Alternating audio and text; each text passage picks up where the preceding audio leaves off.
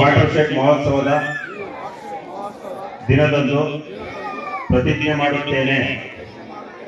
ನಾನು ನನ್ನ ಜಮೀನು ಮತ್ತು ಗ್ರಾಮದಲ್ಲಿ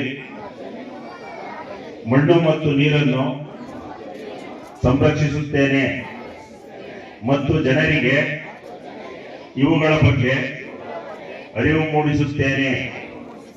ನನ್ನ ಗ್ರಾಮದಲ್ಲಿ ಬದುಗಳು, ಕೃಷಿ ಹೊಂಡ, ನಾಲಾಬದು, ತಡೆಯಣೆ ಮತ್ತು ಜಿನುಗು ಕೆರೆ ಇತ್ಯಾದಿ ಜಲಾನಯನ ರಚನೆಗಳ ನಿರ್ಮಾಣ ಮಾಡುತ್ತೇನೆ ಮತ್ತು ನಿರ್ವಹಣೆಯಲ್ಲಿ ನಾನು ಸಹಕರಿಸುತ್ತೇನೆ.